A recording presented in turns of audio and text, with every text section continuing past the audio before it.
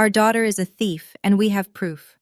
That's what my father said, standing at the head of the Thanksgiving table, in front of 30 relatives, holding a white envelope like it was a verdict he'd been rehearsing for weeks.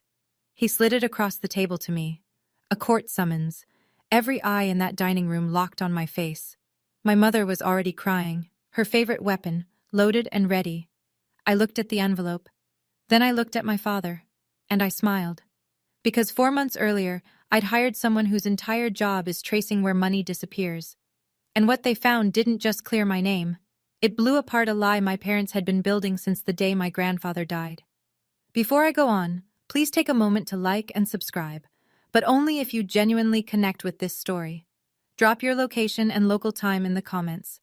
I'm Ophelia, I'm 32, and I'm a registered nurse from a small town in Georgia. Now let me take you back 8 months, to the week my grandfather Earl Palmer was buried. My grandfather Earl Palmer died on a Tuesday in March. He was 84. Pneumonia, they said. Quick, at the end.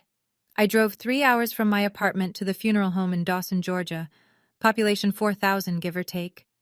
The kind of town where everyone knows your maiden name and your credit score. I grew up there. My grandfather raised me half the time. He taught me to read sitting on his porch. Took me fishing every summer at Lake Blackshear until I was 15 and thought I was too cool for it. When I got accepted into nursing school, he mailed me a card with a $50 check inside. The memo line said, "Proud of you, Ophi," but the last 3 years of his life, I barely heard from him. I called. He didn't answer. I sent letters, birthday cards, photos from work, a Christmas note every December. Nothing came back. No reply. No returned mail either. Just silence. I told myself he was getting older, maybe confused, maybe angry about something I couldn't remember doing. At the funeral, my father Gerald stood at the front of the chapel and delivered a eulogy that could have won an award. Tears in his eyes, voice cracking at the right moments. "My father was the greatest man I ever knew," he said, gripping the podium. I sat in the third row. Nobody asked me to sit closer. After the service, Gerald gathered us in the church hallway. Me, my brother Nolan, a few cousins. He straightened his tie and said, "Dad left everything to me. The house, the savings, all of it. That was his final wish." No one questioned him. I almost didn't either. But something about the way he said it, too smooth, too rehearsed, sat wrong in my chest, like a number on a chart that doesn't match the patient. Let me back up 10 years. I was 22, fresh out of nursing school, working my first job at the county hospital. 12-hour shifts, student loans already breathing down my neck. I was sharing a 2-bedroom apartment with another nurse and eating frozen burritos 3 nights a week. My father called me on a Sunday evening, said he needed me to come to the house. When I got there, he was sitting at the kitchen table with a stack of papers. My mother Denise sat beside him, eyes already red. "We need your help, sweetheart," Gerald said. "Just your signature. The bank needs a co-signer for the mortgage. It's temporary. 6 months, maybe less. Then I refinance and your name comes off." Denise dabbed her eyes. "We could lose the house, Ophelia." So I signed. 6 months became a year became 5, 5 became 10. Every time I brought it up, the conversation went the same way. "Dad, when are you refinancing?" "My credit's not there yet. You want us on the street?" And my mother would cry. Every single time, like clockwork. Here's what that signature cost me. I couldn't qualify for my own mortgage. I couldn't get approved for a car loan without a brutal interest rate.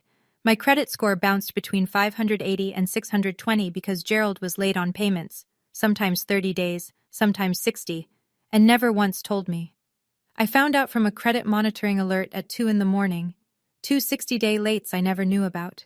My score had dropped 40 points overnight. I called him the next day. He said, "Things were tight, I handled it." He handled it. With my name. 2 weeks after the funeral, I sat Gerald down at his kitchen table and said it plainly. "Dad, I need my name off that mortgage, this year." No tears, no yelling, just a fact. Gerald leaned back in his chair.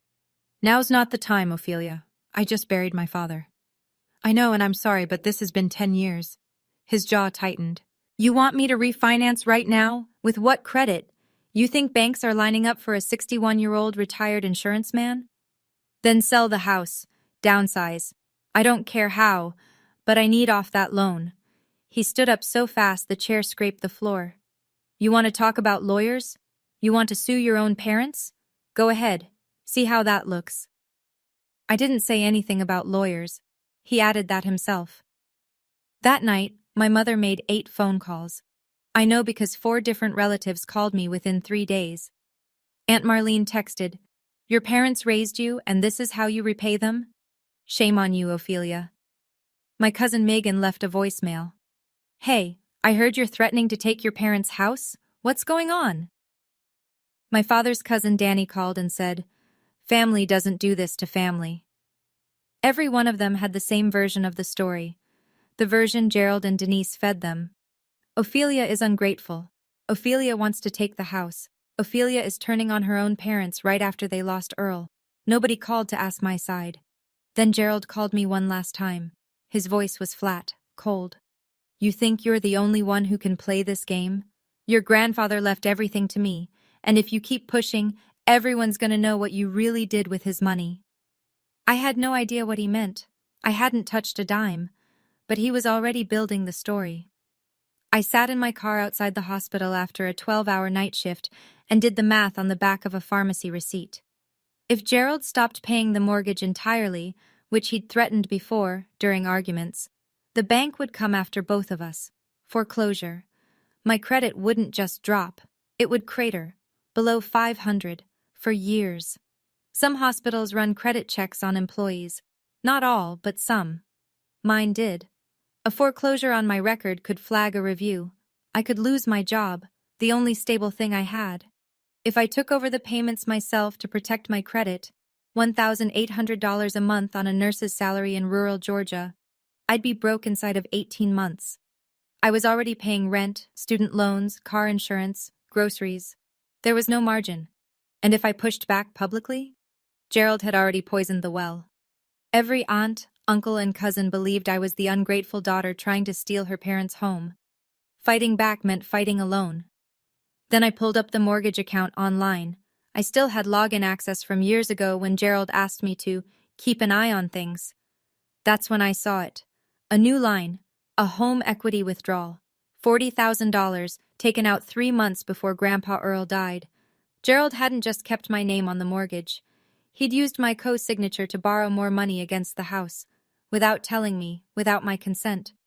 $40,000 I never saw, never approved, now tied to my name. I sat there for a long time. The parking lot was empty. The receipt was full of numbers that didn't add up. He didn't just trap me. He went back to the trap and made it deeper. The rumors didn't start with a bang. They started with whispers.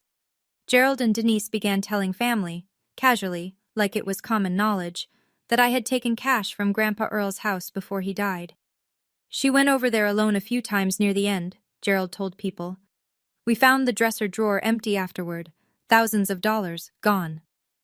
There was no proof. There didn't need to be. In a town like Dawson, a father's word carries weight. My cousin Travis called me. "Hey, Uncle Gerald said you took some money from Grandpa's dresser? A few thousand? What's that about?" "That never happened, Travis." "Okay, I'm just telling you what he said." That was the pattern. Nobody accused me directly. They just passed along what they heard. And every time I denied it, I sounded more defensive, which made me sound more guilty. At church the following Sunday, First Baptist, where my family had attended for 30 years, a woman named Mrs. Gentry looked right at me, then turned her back and walked to the other side of the fellowship hall. She didn't say a word. She didn't have to. At work, a nurse on my unit pulled me aside. "Everything okay at home? I heard something from my neighbor about your family and some legal stuff." It was leaking into my professional life now. That's when it clicked. Gerald wasn't just covering his tracks. He was building a narrative. If anyone ever questioned the inheritance, he wanted the whole town already primed to believe one thing: Ophelia is the thief. But he slipped. He mentioned the dresser drawer. Specific. Too specific. How did he know Grandpa kept cash in a dresser drawer? Unless he'd been in that drawer himself. I drove 45 minutes to the county courthouse on my day off, parked in the back lot, walked in wearing scrubs I hadn't changed out of because I'd come straight from a shift. The clerk at the probate office was a woman named Diane, with reading glasses on a beaded chain. I told her I needed a copy of the probate file for Earl James Palmer, deceased March of this year. Relation? She asked. Granddaughter. She didn't hesitate. Probate records are public. Anyone can request them. She printed the file and handed it to me in a manila folder. I sat on a bench in the courthouse hallway and opened it. The will was there, the one Gerald had filed, typed, notarized, dated 14 months before Grandpa died. It said, "I leave all real and personal property to my son, Gerald Ray Palmer. All of it, the house, the savings accounts, everything." I read it twice. Then I looked at the signature at the bottom. Earl James Palmer. I'd seen my grandfather's handwriting hundreds of times, on birthday cards every year, on the memo line of every Christmas check, on a note he left in my lunchbox once when I was 9 that said, "You're smarter than you think, Ophi." His handwriting was shaky but specific. The E always leaned left, the P had a long tail. It was as familiar to me as my own. The signature on that will was close, but it wasn't his. The E was too upright, the P too short. The whole thing was too careful, like someone trying very hard to copy something they'd only seen a few times. I took a photo of the signature with my phone. My hands were steady. I wasn't sad anymore. I was certain. I opened my phone and typed into the search bar, "forensic accountant near me."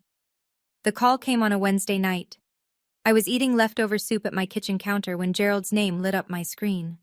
I almost didn't answer. "Thanksgiving at Marlene's," he said. No hello. "You're coming." "I'll think about it." "No, you will be there, and you'll apologize." I set my spoon down. "Apologize for what?" "For what you stole, in front of everyone." "I didn't steal anything, Dad." "Then you won't mind proving it." A pause. Then, "See you Thursday." He hung up before I could respond. I stood in my kitchen for a long time, holding the phone against my thigh. The soup got cold. I didn't touch it again. Gerald wasn't inviting me to dinner. He was building a courtroom. 20 minutes later, my mother texted. The message was long, 4 paragraphs of her usual language, words like healing and closure, and as a family. The last line read, "Your father just wants to resolve this privately. Don't make it bigger than it needs to be, privately, in front of 30 people." I learned later that Gerald had called 10 additional relatives, people who normally skipped Thanksgiving, second cousins, a great aunt from Macon, Denise's college roommate. He wanted the room full. He wanted witnesses, not witnesses to the truth, witnesses to the performance. I sat on my couch that night and stared at the ceiling. I had a choice. I could skip Thanksgiving, stay home, let Gerald tell whatever story he wanted to an audience that already believed him, or I could walk into that room and face whatever he'd prepared. I thought about my grandfather. About 3 years of silence that wasn't silence at all. It was sabotage. I texted Gerald back one word. Coming. Denise called Nolan the next day. I know because Nolan called me an hour later, sounding like a man standing on a bridge trying to figure out which side to jump to. "What's going on, Ophelia? Mom says you took money from Grandpa?" "Did you ever see me take anything, Nolan?" A beat. "No." "Did I ever mention Grandpa's money to you? Ever?" "No, but Mom's really upset." "Mom's upset because I asked Dad to refinance the mortgage. That's all this is." He went quiet. Nolan was 28, an electrician, lived 12 minutes from our parents. He'd watched me carry that mortgage for a decade without complaining. He knew what it cost me. He just never said anything about it, because in our family, you didn't question Gerald. You absorbed it and moved on. "They want me to stand with them at Thanksgiving," he said. "Mom said the family needs to be united." "United against who? Me?" He didn't answer that. "I'm not asking you to pick a side, Nolan.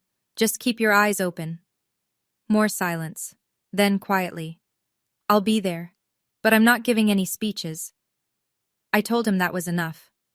We hung up, but something stuck with me. The pause before he said no, when I asked if he'd seen me take anything. It wasn't the pause of someone uncertain about the answer.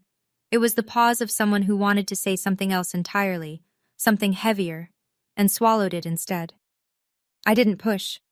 I figured if Nolan had something to tell me, he'd find the moment. I just didn't know the moment was already 2 months old, sitting in his phone, recorded in a kitchen he was never supposed to be in. Linda Marsh had an office above a hardware store in Cordelli, 20 minutes south of Dawson, forensic accountant, 15 years of experience tracing money through estates, divorces, and small business fraud. I found her through a Google search at 2 in the morning and booked the appointment before I could talk myself out of it. She was calm, gray hair, reading glasses, a desk covered in folders. She didn't react when I told her the story. She just took notes. 4 months later, 2 weeks before Thanksgiving, I was back in her office. She placed a bound report on the desk between us. The signature on the file doesn't match, she said. I compared it to 17 other verified documents, tax returns, bank cards, a vehicle title from 2014. It's not his hand. You're sure? I'm sure. She flipped to the financial section. Earl's savings account held $280,000 at the time of his death. The house appraised at roughly $190,000. Total estate value, approximately $470,000. After probate closed, Gerald withdrew $350,000 across several transactions. Linda had mapped every dollar. $120,000 paid off Gerald's personal credit card debt. $85,000 went to an outstanding truck loan. $60,000 was transferred to an account under Denise's name. $45,000 paid a contractor for home renovations. $40,000 was pulled in cash, untraceable. I stared at the numbers. He forged the will, I said, and took $350,000. Linda nodded. Do you want me to compile this into a formal report? Because once I do, this becomes something you can't walk back. I didn't hesitate. Do it. She closed the folder. I'll have it ready in 10 days. 10 days. That would be 3 days before Thanksgiving. $350,000. That wasn't desperation. That was a plan. My grandfather used to mention his sister Ruth now and then, usually in passing.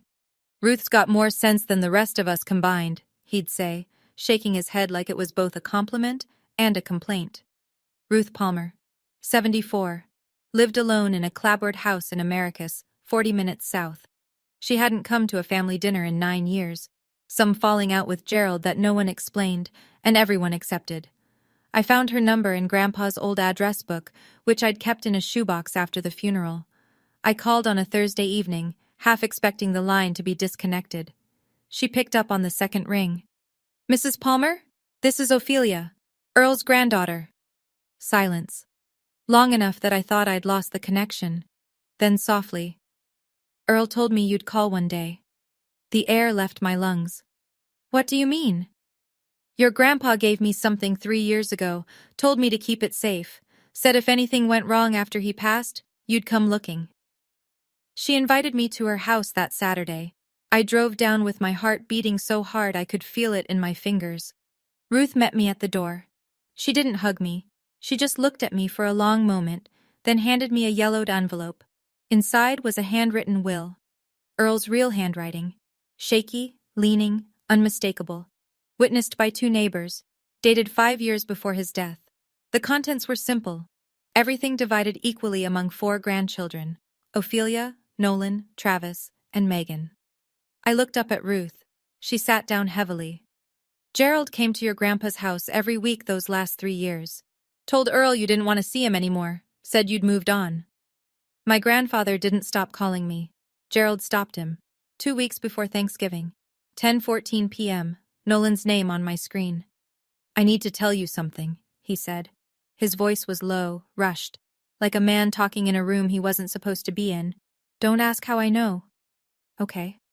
2 months ago, I went to the house to grab my drill set from the garage. I came through the side door. Mom and Dad were in the kitchen. They didn't hear me come in. He paused. I could hear him breathing.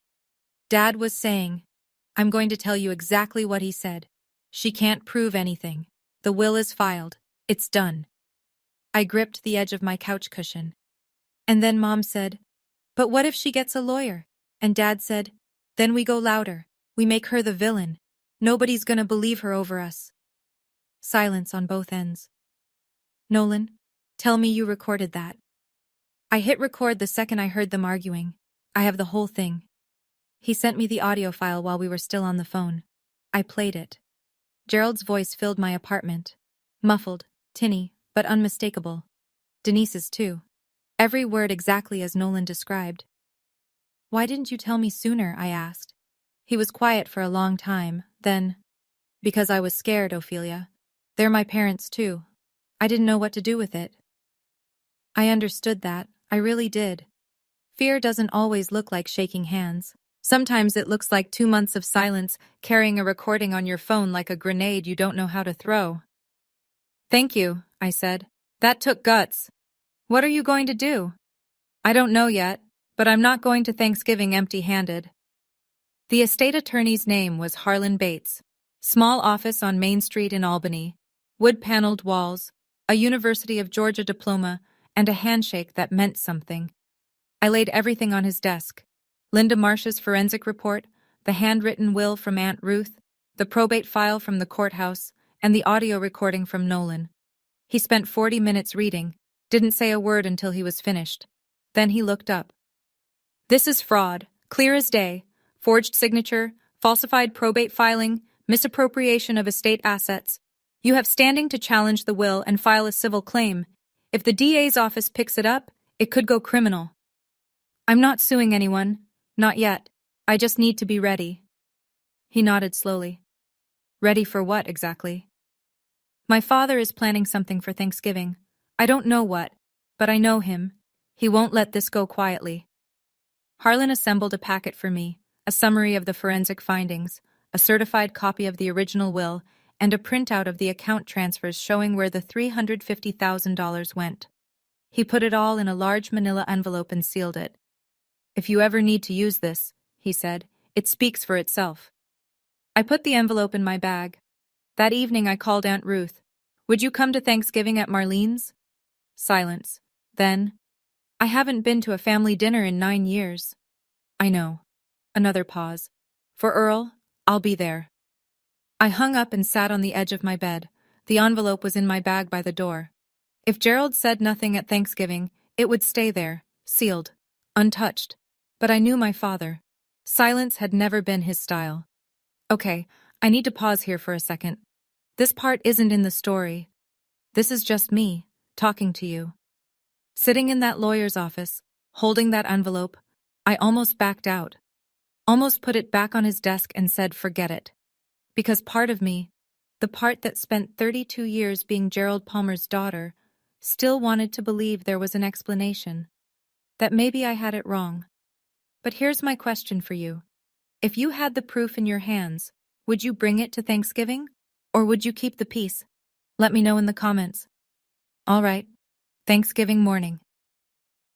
Aunt Marlene's house sat on a half-acre lot on Pinewood Drive, a white ranch style with black shutters and an American flag on the porch.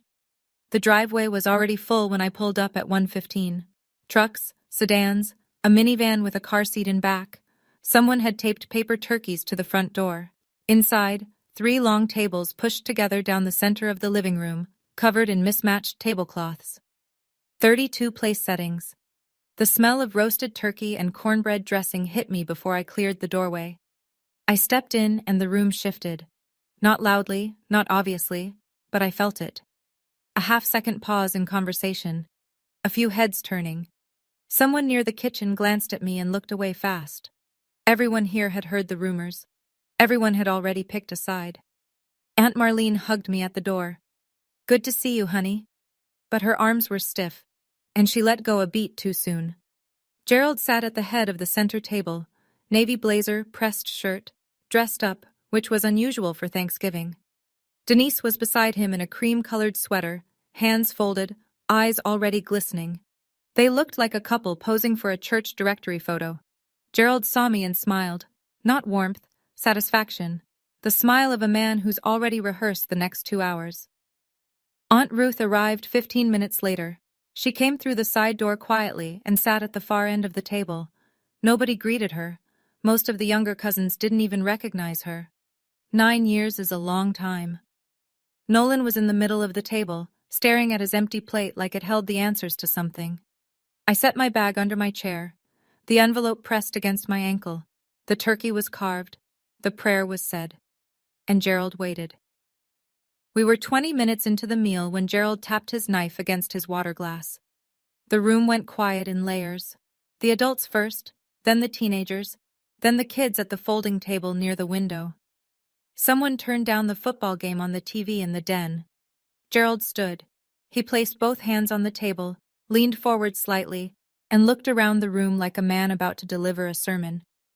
Before we go around and say what we're thankful for, he began, I need to address something that's been weighing on this family. My pulse climbed, but I didn't move. He looked at Denise. She dabbed her eyes with a napkin, right on cue. Most of you have heard the rumors, Gerald continued. I wish I didn't have to do this publicly. Believe me, Denise and I tried to handle it privately, but our daughter left us no choice. He paused for effect.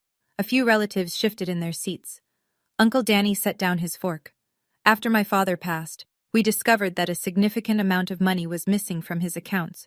We looked into it, we traced it, and the evidence points to one person in this room. He turned to me. 32 faces followed his gaze. Our daughter Ophelia is a thief. His voice didn't waver. And we have proof.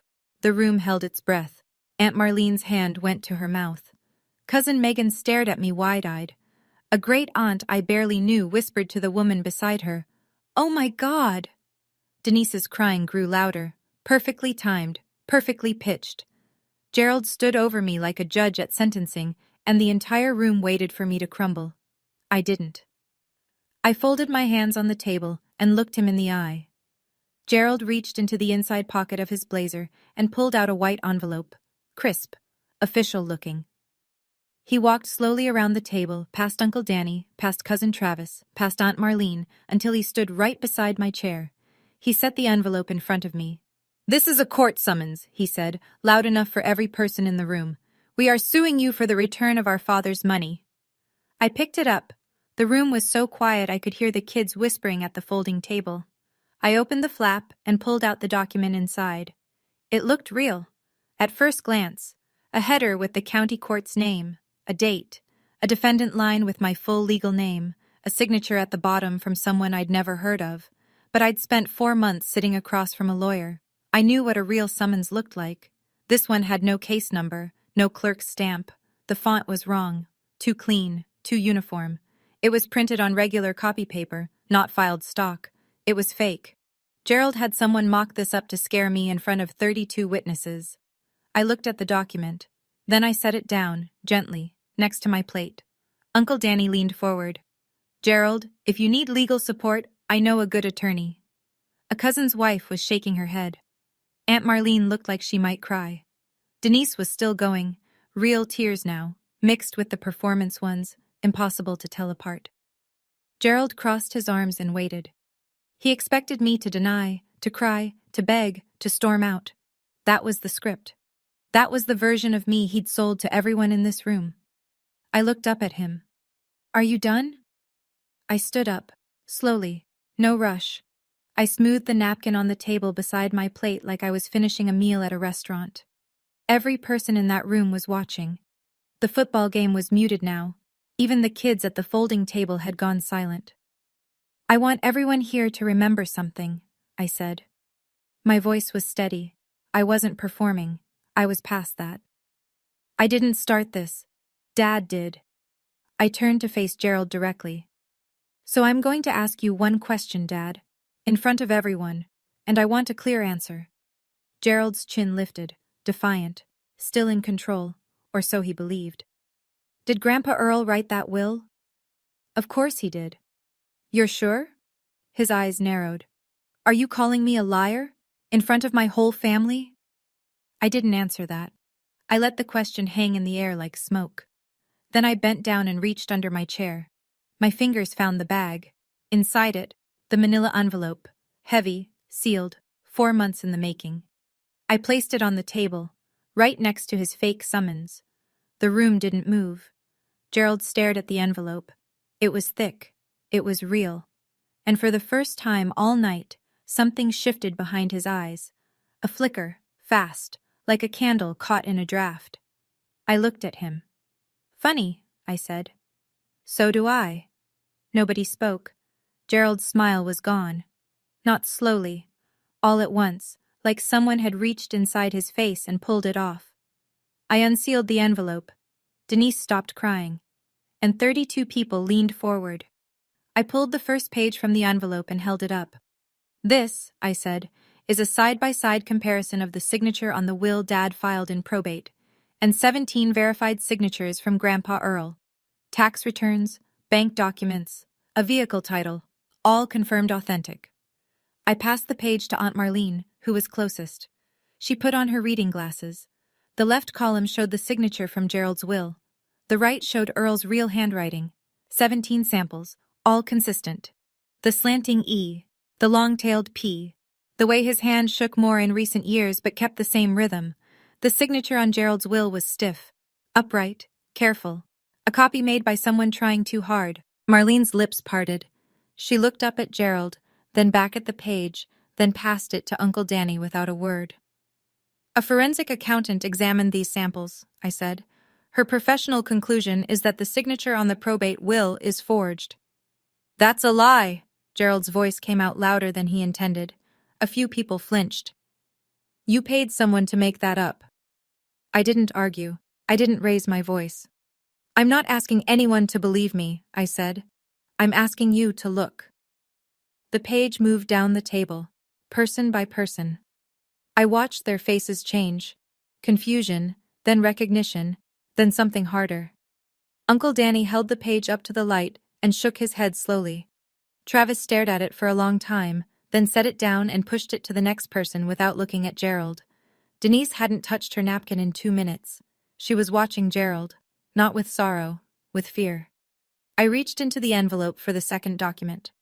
I pulled out a single handwritten page. Yellowed, creased, familiar in a way that made my throat tighten. This is Grandpa Earl's real will, I said. Written in his own hand, witnessed by 2 neighbors, dated 5 years before he died. I read the keyline aloud. I leave all real and personal property to be divided equally among my 4 grandchildren, Ophelia, Nolan, Travis, and Megan. Not Gerald, not his son, his grandchildren. Gerald took a step back. Where did you get that? That isn't legitimate. And then Aunt Ruth stood up.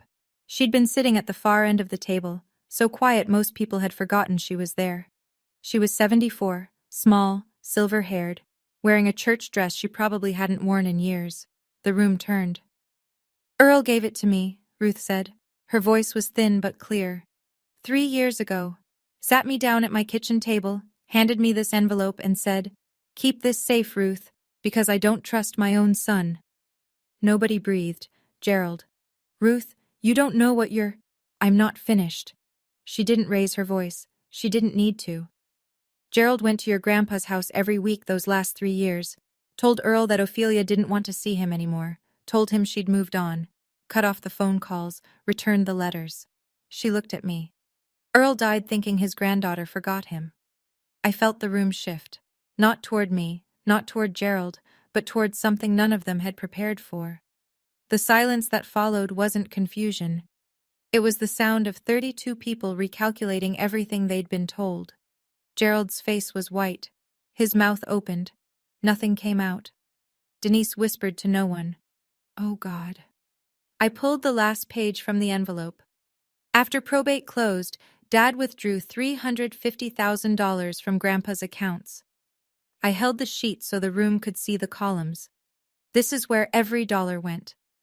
I read it slowly, no emotion, just numbers. $120,000, Dad's personal credit card debt. $85,000, an outstanding loan on his truck. $60,000, transferred into an account under Mom's name. $45,000, paid to a contractor for renovations on their house. $40,000, withdrawn in cash. Destination unknown. I set the page down. That's $350,000 that belonged to 4 grandchildren, not 1 son. Gerald grabbed the back of his chair. That's my father's money. He left it to me, legally. No, Dad. I kept my voice level. He left it to us, all 4 of us. You forged his will to take it. The room was so still I could hear the clock on Marlene's mantel ticking. Someone at the far end of the table, I think it was Danny's wife, set her glass down and pushed her chair back slowly, like she was trying to leave without making a sound. Travis was staring at the tablecloth, jaw tight. Megan had her hand over her mouth. Aunt Marlene picked up her napkin, folded it once, placed it beside her plate, and pushed her chair out. She didn't stand. She just separated. Inches of distance, that meant everything. Uncle Danny, the same man who 5 minutes ago offered Gerald a lawyer, turned in his seat. "Gerald," his voice was careful. "Is this true?" Gerald looked at him, then at Marlene, then at Denise, who had stopped crying entirely and was staring at the table like it might open up and swallow her. He didn't answer. Gerald's eyes swept the room, searching for someone, anyone, still on his side. He found no one. "She's manipulating all of you."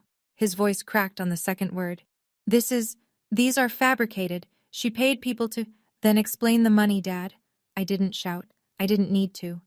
$350,000. Where did it go? He opened his mouth, closed it, opened it again.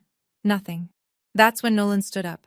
Every head in the room turned. Nolan, 28, quiet, the one who never took sides, was standing at the middle of the table with his phone in his hand. "I heard them," he said. His voice was tight, like he was holding it together with both fists. 2 months ago, in the kitchen. They didn't know I was in the garage." He looked at Gerald, then at Denise. "Dad said, 'She can't prove anything. The will is filed. It's done.'" Gerald, "Nolan, don't." And Mom said, "But what if she gets a lawyer?" And Dad said, "Then we go louder. We make her the villain. Nobody's gonna believe her over us." Nolan tapped his phone screen and set it on the table. Gerald's voice filled the room, muffled, recorded through a garage wall, but every word clear enough to land. "She can't prove anything. The will is filed. It's done." Then Denise's voice. "But what if she gets a lawyer?" Then Gerald again. "Then we go louder. We make her the villain." The recording ended. The silence that followed was the loudest thing I'd ever heard. Gerald sat down, heavily, like the bones in his legs had quit. Denise said barely above a whisper, "I told you this would happen." Not grief, not shame, anger, directed at Gerald. She'd known. She'd warned him. And now the room knew she'd known too. I want to be honest with you here. Standing in that room, watching my father's face collapse, I didn't feel victorious. I felt hollow. Because this wasn't a courtroom drama. This was Thanksgiving. These were people I'd loved my entire life. But I learned something that day. Love doesn't mean letting someone dismantle you. And silence isn't peace. It's just permission. Quick question for you. Do you think Nolan did the right thing by waiting 2 months? Or should he have told me the day he heard it? I'm genuinely curious. Drop your take below. All right, let me tell you what happened after that dinner. Nobody ate dessert. People left in waves. First the outer ring of distant relatives, then the cousins, then the uncles. Most didn't say goodbye to Gerald. They just picked up their coats and walked out. A few hugged me on the porch. Travis gripped my hand and said, "We'll talk this week." Megan found me by the driveway. If that will is real, and I think it is, we were all robbed. All 4 of us. "I know," I said. "I'm not telling anyone what to do. But the forensic report is as much yours as it is mine. I want a copy. I'll send it tomorrow." Within a week, Travis and Megan had retained their own attorney. They filed a petition with the probate court to reopen Earl Palmer's estate based on evidence of signature forgery and the existence of a prior valid will. I wasn't the one who filed. The cousins made that decision themselves. I gave them the information. They acted on it. There's a difference, and it matters to me. The attorney also reviewed Gerald's fake summons, the one he'd slid across the table like it was a live grenade. No case number. No clerk's filing stamp. Not on record with any court in the state of Georgia. It was printed paper in a white envelope. A prop. Travis's lawyer put it bluntly. Your father tried to intimidate you with a document that has the legal weight of a restaurant menu. Gerald hadn't filed anything. He'd staged a performance with a piece of paper that wouldn't survive 10 seconds in front of a judge. He tried to scare me into silence using a fake. But the real paperwork, the kind that actually holds up. That was in my envelope. Harlan Bates sent a certified letter to Gerald Palmer on a Monday, 9 days after Thanksgiving. The letter was straightforward. Ophelia Palmer demands that Gerald Palmer refinance the mortgage on the property at 412 Talmadge Road and remove her name as co-signer within 60 calendar days. Failure to comply would result in a civil lawsuit for damages related to unauthorized use of her co-signature, including the $40,000 home equity withdrawal she never consented to. Gerald, now facing a probate challenge from 3 grandchildren, potential criminal exposure, and the complete evaporation of his reputation in a town where everyone now knew what he'd done, did not fight it. He refinanced in 5 weeks. I got the notification from the bank on a Wednesday afternoon. I was sitting in the hospital break room eating a granola bar between patients when my phone buzzed. The email was short. My name had been removed from the mortgage, effective immediately. I sat there for a long time. A coworker asked me if I was okay. I said yes. Then I walked out to my car in the parking lot, sat in the driver's seat with the engine off, and cried. Not from joy, not exactly. From the release of something I'd been carrying so long I'd forgotten it was heavy. 10 years of someone else's debt attached to my name. 10 years of phone calls about refinancing that never happened. 10 years of watching my credit score drop because a man who called himself my father couldn't be bothered to pay on time. Gone. In 5 weeks. I pulled up my credit report on my phone. It had already started climbing. 640, then 680. The banker told me it would reach 710 within 6 months. Not perfect, but mine. Aunt Ruth called me a week before Christmas. Come by Saturday, I have something for you. I drove to Americus on a gray December morning. Ruth's house smelled like coffee and cedar. She was sitting at the kitchen table with a shoebox in front of her. These are yours, she said. Earl wanted you to have them. Inside the box were letters, 11 of them, written by my grandfather over the last 3 years of his life. He'd written them to me, one every few months, and mailed them to Ruth because he knew Gerald was intercepting everything that went to my address or phone. I opened the first one. The handwriting was shaky, the paper creased, dated 3 years before he died. Ophi, your daddy told me you don't want to see me anymore. I don't believe it. But if it's true, I want you to know I'm not angry. I just miss you. I opened the last one. Written 2 months before he passed. I'm leaving the house and the savings to you kids. All 4 of you. If your father does something different, find Ruth. She's got the real one. I love you, Ophi. I always did. I set the letter down on Ruth's kitchen table and pressed my palms flat against the wood. The grain was cold under my fingers. I focused on that. The cold, the texture, because if I didn't anchor myself to something physical, I was going to dissolve. He never stopped writing to me. For 3 years, he wrote letters he knew I'd never receive, and sent copies to the one person he trusted to hold the truth. Ruth poured me a cup of coffee. Neither of us spoke for a while. He didn't leave me money. He left me proof that he never gave up. In a small town, you don't need a press conference. You just need one Thanksgiving dinner. By the first week of December, every family in our circle, and most of the congregation at First Baptist, knew what Gerald and Denise had done. Not because I told them. I didn't have to. 32 people sat in that room. At least half of them went home and told someone. Those people told someone else. That's how it works in Dawson. Gerald and Denise stopped getting invited to things. No Christmas party at the Gentrys. No New Year's potluck at the church hall. Aunt Marlene, Denise's own sister, called her 3 days after Thanksgiving and said, I don't know exactly what you two did, but don't call me for a while. I need time. Denise tried to post a family update on Facebook, something about false accusations and a family misunderstanding blown out of proportion. Within an hour, Travis commented with a link to the public probate filing. Denise deleted the post by dinner time. At church, Gerald shook hands with the pastor after the service like he always did, but the people who used to linger and chat moved on quickly. No one was rude, no one confronted him. They just shortened things. Fewer words, less eye contact. The invisible arithmetic of a small town adjusting its ledger.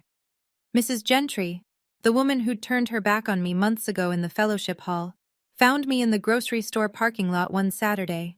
She touched my arm and said, "I owe you an apology, honey. I believed the wrong person." I told her I understood, because I did. Nobody banished Gerald and Denise. Nobody had to. In a small town, silence is the loudest sentence. The probate court accepted the petition to reopen Earl Palmer's estate in January. It moved faster than I expected. The judge reviewed the forensic signature analysis, the original handwritten will with 2 living witnesses, and the financial records showing the $350,000 in disbursements. She appointed an independent handwriting expert to evaluate the signatures. The expert's conclusion matched Linda Marsh's. The signature on the filed will was not Earl Palmer's. With the probate case reopened, Gerald now faced 2 tracks of consequences. The first was civil. The court would order the redistribution of estate assets according to the original will. 4 grandchildren, equal shares. The second was criminal. Forging a will in Georgia is a felony, estate fraud. The district attorney's office opened a preliminary review. No charges yet. These things take time. But the file was open and the evidence was clear. Gerald's lawyer advised him to negotiate. Gerald didn't have much leverage left. The house on Earl's property, the one he'd been so desperate to keep, had to be listed for sale.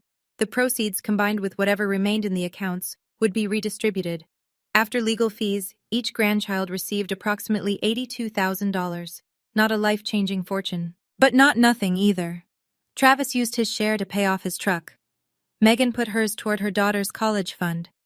Nolan hadn't decided yet. I kept mine in a savings account and didn't touch it for 2 months. I wanted to make sure it felt clean before I spent $1, that it wasn't anger money or revenge money, just what Grandpa Earl intended, a share of what he'd built, passed down to the people he loved. Gerald spent $350,000 trying to live a life he couldn't afford. It cost him everything he had left. Nolan called me the week after Thanksgiving. It was the first time in years he'd called without it being about our parents. "I'm sorry I didn't tell you sooner," he said. "You told me when it mattered. That's enough." We started meeting every Sunday morning at a diner on Route 19, a little place called Millie's with cracked vinyl booths and bottomless coffee. We'd sit for an hour, sometimes 2. We talked about work, about the weather, about nothing. And slowly, very slowly, we talked about everything else. Nolan told me that Gerald had tried to get him to co-sign on a personal loan 2 years ago. He'd refused. Gerald stopped speaking to him for 4 months afterward. Just froze him out. No calls, no visits, no acknowledgement at family events. "I thought I'd done something wrong," Nolan said, stirring his coffee. "Took me a while to realize it was punishment." I told him about the letters, about Grandpa Earl writing to me for 3 years through Aunt Ruth, about how Gerald had told Earl I didn't want to see him anymore. Nolan stared at the table. "He played us against each other," he said, "our whole lives." "I know. He kept us separate so neither of us would compare notes. I know that too." We sat there for a long time, not talking, just sitting in the same booth, drinking the same coffee. It was the most comfortable silence I'd had with another person in years. We didn't lose our parents that Thanksgiving. We'd lost them long before. We just didn't have the language for it yet. What we found, sitting across from each other in a diner on Sunday mornings, was something we hadn't had since we were kids, each other.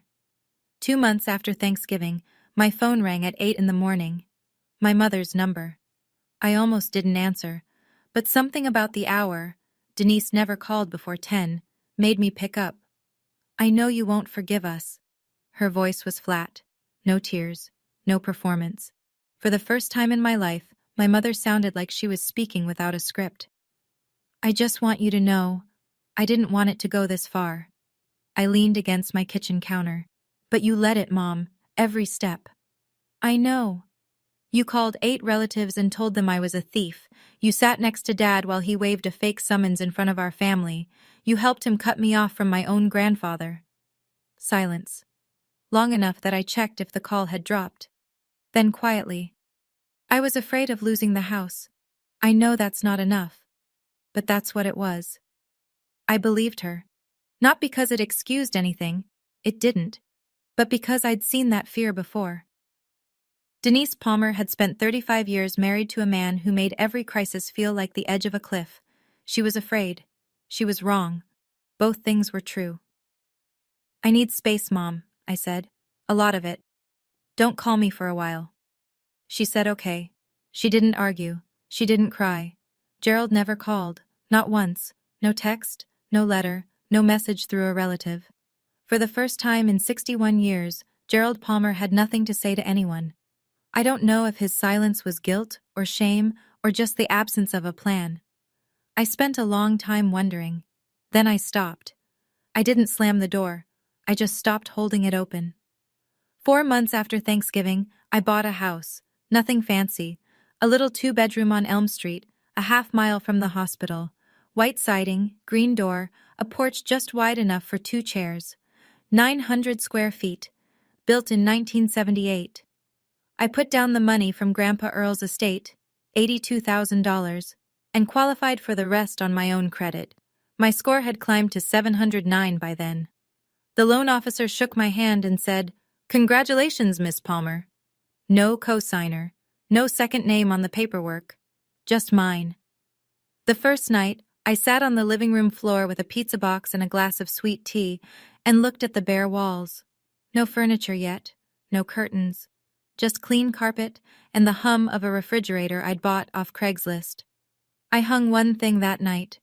A framed photo of Grandpa Earl standing at Lake Blackshear with a fishing rod in one hand and a grin so wide you could count every one of his remaining teeth. I set it on a nail above the fireplace and stepped back. "Not bad, Grandpa," I said to the empty room. The next morning, I went to work at the hospital. Same shift, same scrubs, same parking lot where I'd once sat calculating how long until my father's debt crushed me. The math was different now. Rent was a mortgage, my mortgage, and the numbers worked. They finally worked. I visited Aunt Ruth every Saturday. She made coffee. I brought pound cake from the bakery on Main Street. We talked about Earl, the real Earl, not Gerald's version. She showed me photos I'd never seen. Earl at 20, in uniform. Earl at 50, building the house that Gerald would later steal. The house is small, 900 square feet, but every inch of it is mine. I'm not telling you this story because I think I'm brave. I'm telling it because for 10 years I thought endurance was the same thing as love. I thought saying yes to everything my parents asked, even when it hurt, even when it cost me, was what a good daughter does. I was wrong. A boundary isn't a wall, it's a door. You choose who gets to walk through it, and you choose when it closes. That's not cruelty. That's architecture. If you're in a situation like mine, if someone in your family is using love as currency, trading affection for compliance, making you feel guilty for protecting yourself, I need you to hear this. Saying no doesn't make you ungrateful. It doesn't make you cold or selfish or whatever word they reach for when they're losing their grip. It makes you someone who decided their own life matters. And if you have grandparents who are still here, call them. Not next week. Today. Don't let anyone else control that relationship. Don't let someone else decide what your grandparent knows about you or what you know about them. I lost 3 years with a man who loved me because my father decided I didn't deserve to know it. I can't get those years back. No amount of money fixes that. Do I still love my parents? Yes. I carry it the way you carry a scar. It's part of you, it shapes you, but you don't let it dictate where you walk. I just love myself more now. And that's not a sin. It's not betrayal. It's the bare minimum that took me 32 years to learn. I didn't win a war. I just stopped being a casualty. Here's where things stand today. The probate case is still working through the court. Gerald hasn't been charged criminally. The district attorney is reviewing the evidence, and these things move slowly in rural Georgia. I'm not pushing for it. If it happens, it happens. I've handed over what I have, and the system will do what the system does. Gerald and Denise still live in the house on Talmadge Road. They refinanced it clean. My name is gone. But the house feels smaller now, I imagine. Fewer people come by. Fewer calls to answer. The world they built with borrowed money and borrowed trust has contracted to the size of a kitchen table for 2. Nolan came over last weekend to help me paint the living room. He brought a pepperoni pizza and 2 cans of primer. We got more paint on ourselves than on the walls, but we got it done. We sat on the drop cloth afterward, eating cold pizza and not talking about our parents. We don't need to anymore. Aunt Ruth sent me something last week, a photograph I'd never seen. Earl holding me when I was 3 years old, at what looks like a 4th of July picnic. He's laughing. I'm holding a sparkler with both fists. On the back, in his handwriting, Ophi, Grandpa's proud of you. I taped it to the refrigerator, right next to my nursing license. My father tried to rewrite my grandfather's story. He forged a signature, stole a legacy, and silenced a dying man's wishes. He nearly rewrote mine too. But the truth, like a real signature, can't be forged. Not when the right people keep the original safe. That's my story. Thank you for staying all the way to the end. It means more than you know. If this hit close to home, if you've ever had to choose between keeping the peace and keeping your dignity, I'd love to hear from you. What would you have done at that Thanksgiving table? What would you have said? Drop it in the comments. And if you want another story like this one, there's one in the description that I think will stay with you just as long. Like, subscribe, and I'll see you in the next one.